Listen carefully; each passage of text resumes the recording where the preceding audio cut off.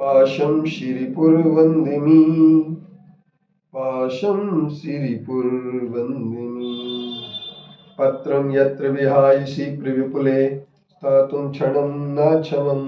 तत्रास्ते गुणरत्नरोहणगिरि यो देवदेवो महान् चित्रं नात्र करोति कश्च मनसा द्रष्टापुरे श्रीपुरे सश्रीपार्श्वजिनेश्वरो विजयते दिग्वाशिषां शासनम् पत्र टिके न जहाँ अधर में गुण रत्नों का गिरिवर हो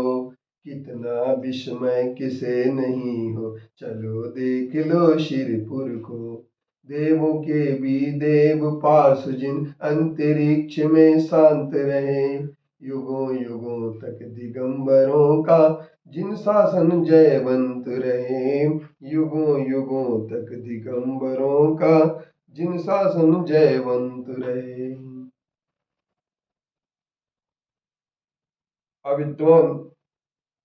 अर्थात मूर्ख व्यक्ति जो होते हैं वो पुद्गल द्रव्य का, जड़ द्रव्य का, अचेतन द्रव्य का अभिनंदन करते हैं। जो विद्वान होते हैं, तटस्थ बुद्धि के होते हैं, वो कभी भी चारों गतियों में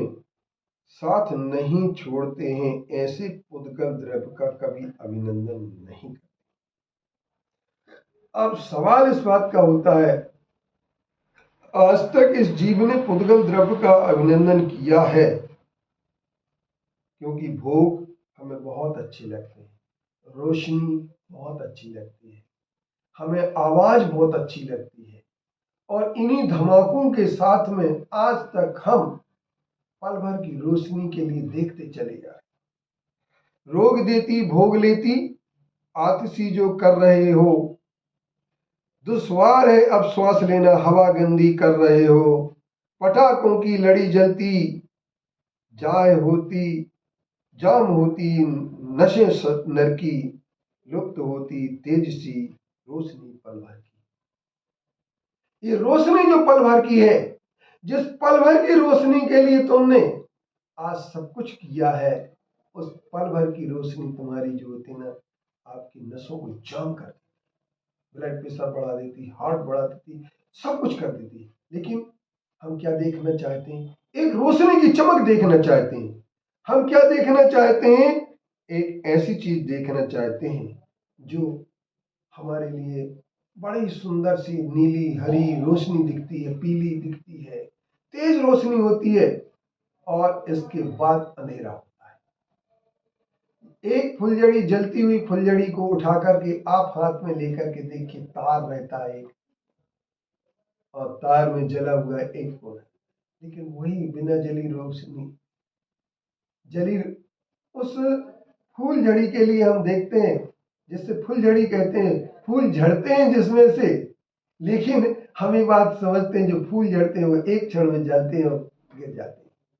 ठीक इसी तरीके से आपको एक बात समझ लेना, चाहे फुलझड़ी हो, चाहे अनारदाना हो, चाहे बम हो, चाहे पटाखे हो, एक रोशनी पट पट पट पट पट पट पट पट लड़ी जलती चली जाती है, लेकिन लड़ी जलने के बाद श्वास किसी की जाम हो जाती है, किसी की मस्तिष्क की नसें रुक जाती है, किसी को हाई ब्लड प्रेशर हो जाता है, किसी को अटैक आ जाता है, किसी के लिए किडनी में प्रॉब्लम आ जाती है, श्वास के फेफड़े जलन करने लगते हैं, नाकों में जलन होने लगती है, कानों से सुनाई कम देने लगता है। ये सब हमारे पटाखों की है। नाइट्रोएट जो